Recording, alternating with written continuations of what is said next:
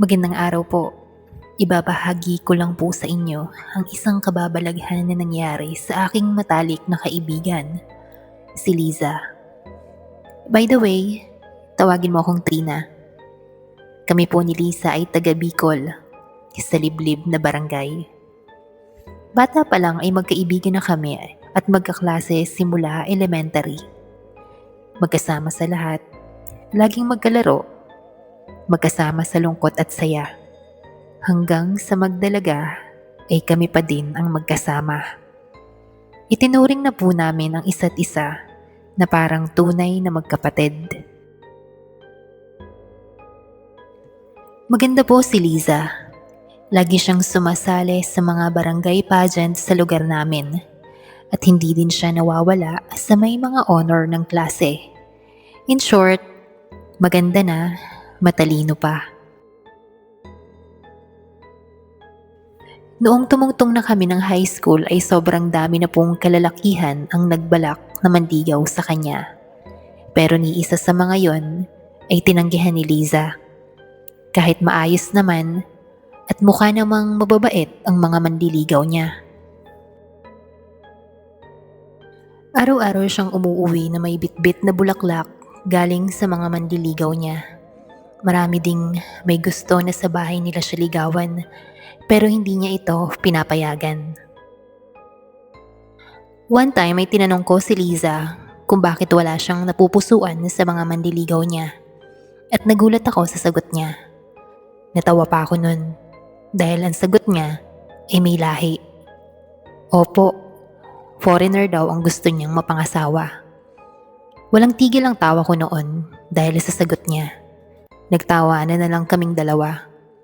Pero never naman niyang binastos ang mga gustong mandigaw sa kanya. Maayos naman niyang sinasabi at may respeto siya. Mabait kasi si Liza at maraming pangarap sa buhay. Wala akong tulak kabigin. Sobrang perfect ng babaeng ito.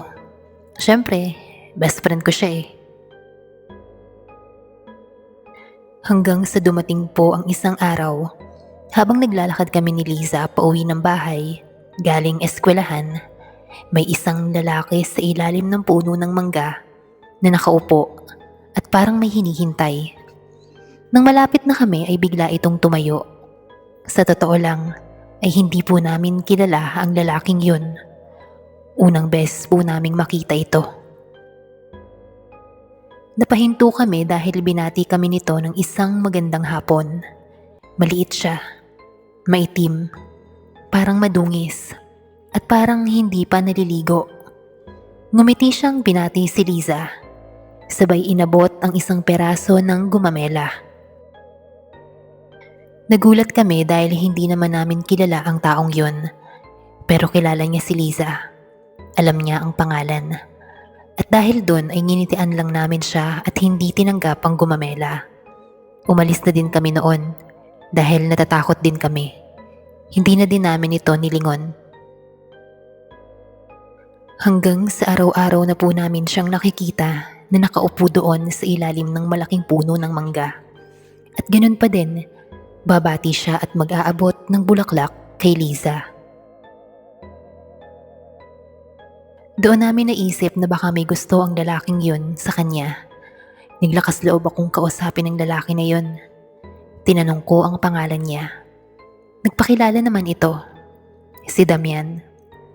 Taga-kabilang barangay daw siya. At napanood niya daw si Liza sa isang pageant na sinalihan nito sa barangay nila. Habang nagpapakilala ito, ay ibang-iba ang titig nito kay Liza. Humaling na humaling. Kaya naman hinila ko na si Liza at umalis na kami. Ayan, may bago ka na ulit manliligaw. Kaso alam ko naman na hindi yan papasa sa'yo eh. Lalo pa mukhang madungis. Biro ko kay Liza. Tumawa naman siya at sinabing may tama daw ako. Sabado noon at naisipan naming mamasyal ni Liza sa may tabing dagat. Magpapahangin lang at magpapalipas ng oras. Habang nakaupo kami sa may tabing dagat, ay nagulat kami dahil may taong papalapit sa amin. Si Damian. May hawak itong bulaklak at supot ng mangga.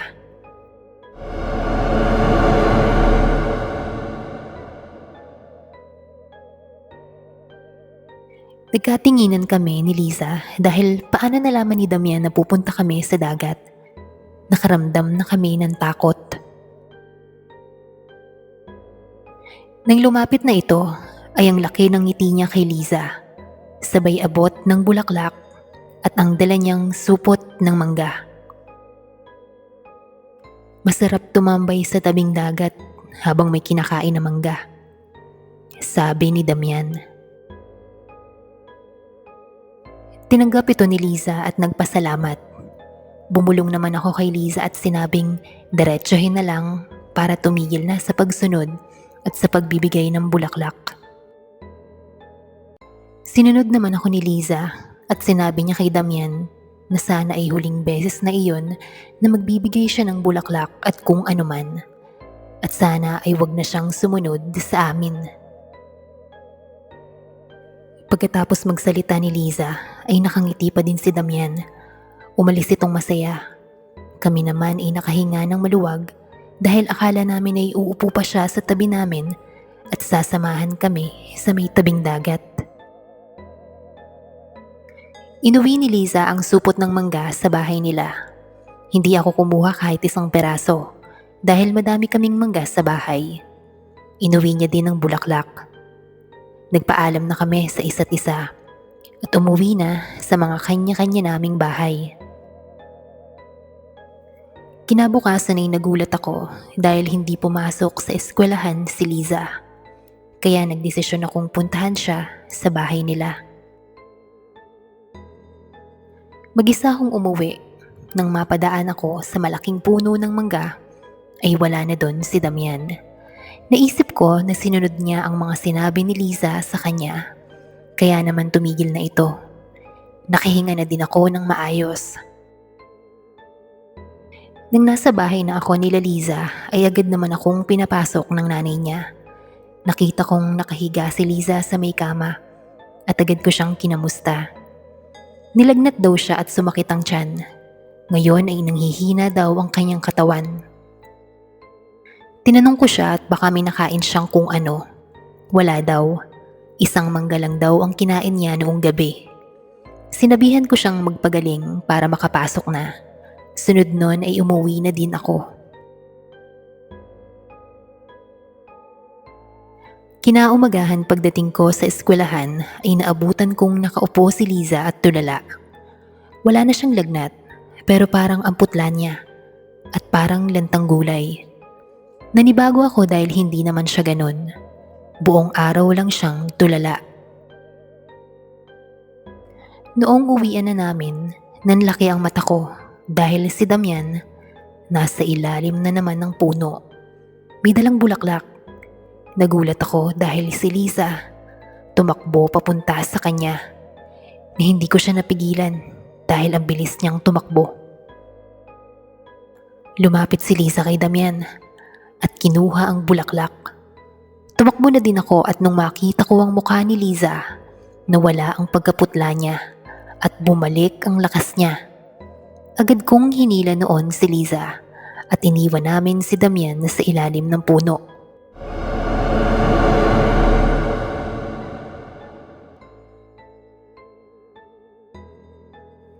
Ano yun?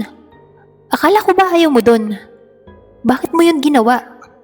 Ikaw pa talaga ang lumapit at kinuha ang bulaklak? Gusto ko ang amoy ng bulaklak na binibigay niya. Gumagaan ang pakiramdam ko sa tuwing inaamoy ko ito. At gusto ko din laging nakikita si Damian.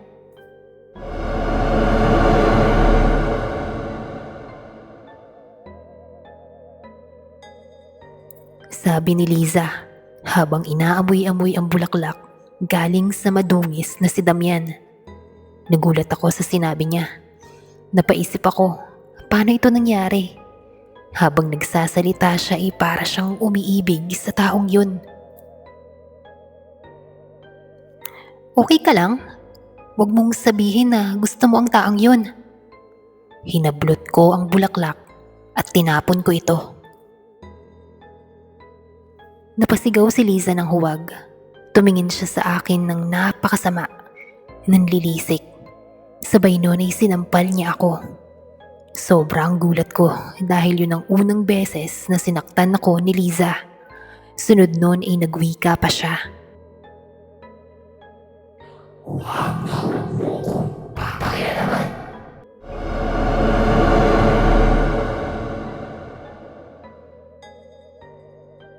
Parang hindi si Liza yun.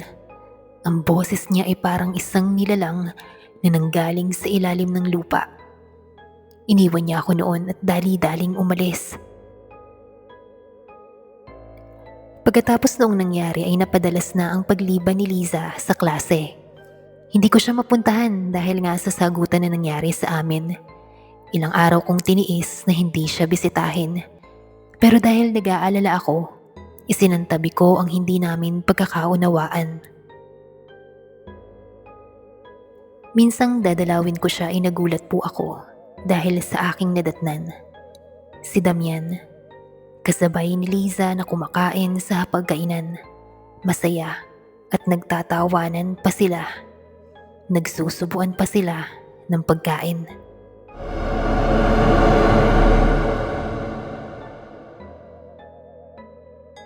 Ito ang unang beses na nagpapasok sila ng lalaki sa bahay nila at isa pang madungis at nakakatakot na lalaki. Sabay silang napaligon sa akin.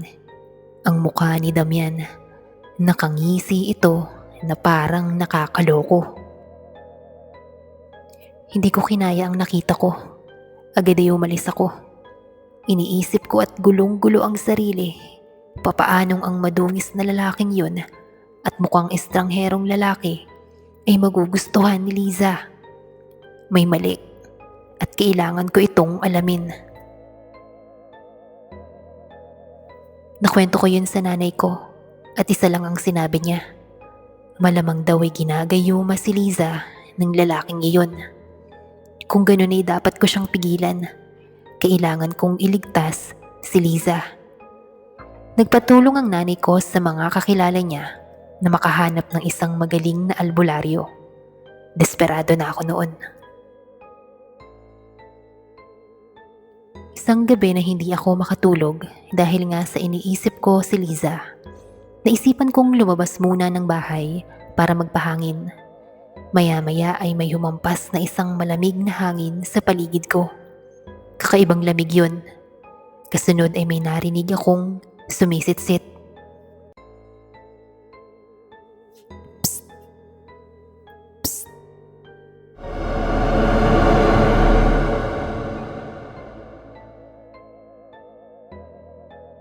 Luminga-linga ako nang may maaninag akong nilalang sa may labas ng gate namin. Nanlaki ang mata ko. Si Damian. Hindi ko makakalimutan ang itsura na yun. Nakakakilabot ang mga ngisi niya. Para talaga siyang demonyo. Pero hindi ko pinakita sa kanya ang takot. Huwag ka nang magkabalapan. Hindi ako matatalo ng albularyo.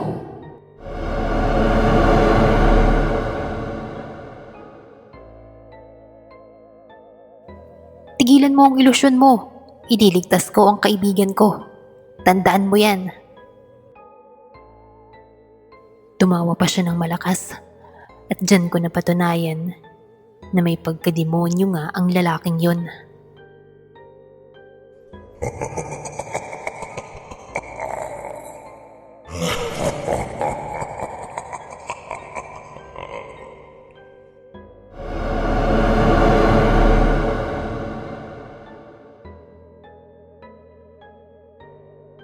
Kinabukasan ay bali-balita na magpapakasal na daw ang kaibigan kong si Liza.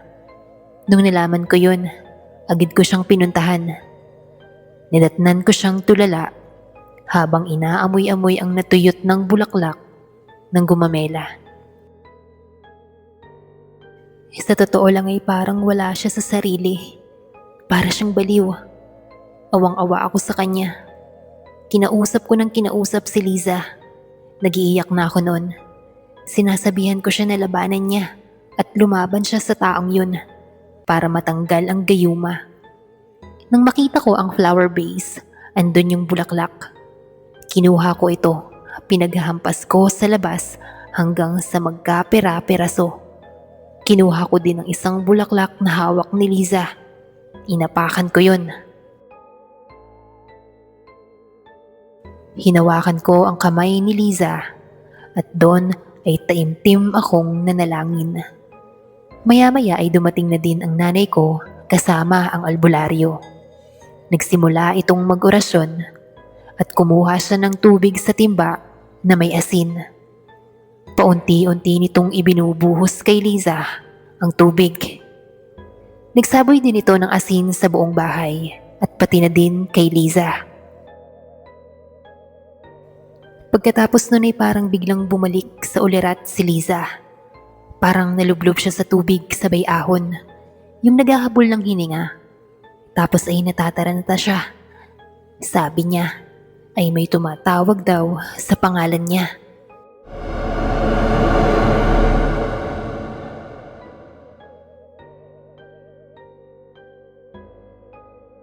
Wala naman kaming naririnig noon. Palinga-linga sa paligid si Liza at nagtanong pa ito kung anong nangyayari. At doon ko napagtanto na wala na ang gayuma. Niyakap ko siya at nagiiyak akong binubulong sa kanya na ligtas na siya. Ilang taon na po ang nakakalipas. Kahit i-open ko kay Liza yung topic na to, ay talagang wala po siyang maalala. As in wala. Kahit nga po yung tungkol kay Damian ay hindi niya din alam. Ganun siguro talaga pag nagagayuma ka. Wala ka na talagang maalala. Ngayon po ay masaya po kami ni Liza at tinutupad ang mga pangarap namin. Parehas na po kaming may maayos na trabaho. Yung tungkol naman sa Damian na yon, wala nang balita. Hindi na din namin alam kung nasan siya. At sana naman, ay wag na siyang mambiktima ng inosenteng tao na gagayumahin niya.